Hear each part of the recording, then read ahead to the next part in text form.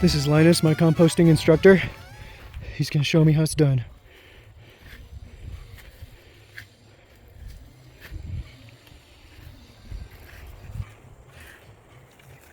He's putting the new stuff on this side.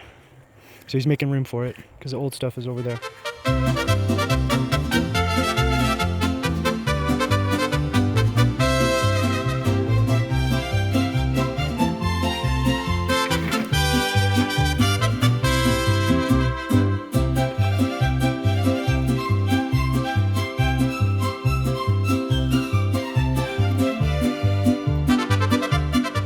The urine will heat it up too because there's lots of nitrogen in there.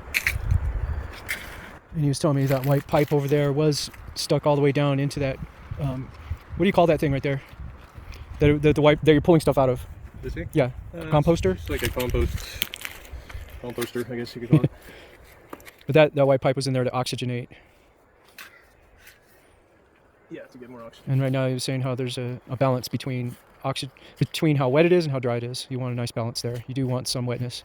The optimal is like if you pick it up and you squeeze it really hard, you should get like 1 drop of water. Basically, that's like optimal moisture level. Guess we could try.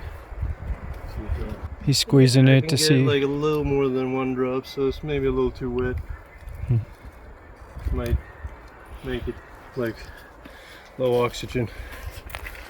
So we could dry it out by chewing on it or something. Yeah.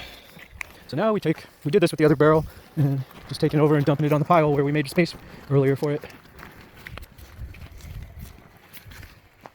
So it's like a lasagna, you do different layers. So you start with the food scraps, you pour those in, and you put the charcoal on top, and then the wood chips or sawdust or something, some carbon, and then more charcoal on top, and then like urine on top of the wood chips too, because the wood chips have a lot of carbon in them. And you're saying the urine is for nitrogen? Yeah, and the urine is high in nitrogen, so nitrogen and carbon are the main ingredients in a compost. But if you only have carbon, it's going to take forever to break down. The nitrogen speeds it up and heats it up. So you saw the little smoke that was coming out, that's because of the nitrogen. And the wood chips are like very high carbon, like compared to leaves or something. So you need a lot of nitrogen to counteract that, so the urine is helpful for that, and it's free for the urine, but on top, so that next time I dump the bucket of food scraps, it lands on the charcoal, and then I put charcoal on top of the food scraps. So I dig down to the bottom where the metal grid is, and I put the air tube there, and then I tie it to the Frame of this, yeah.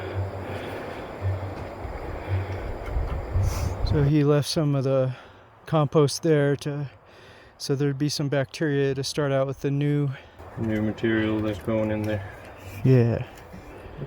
You want to have the ropes are just to keep the tube like sort of in the middle, because you don't want there to be like a long part of it that doesn't have oxygen.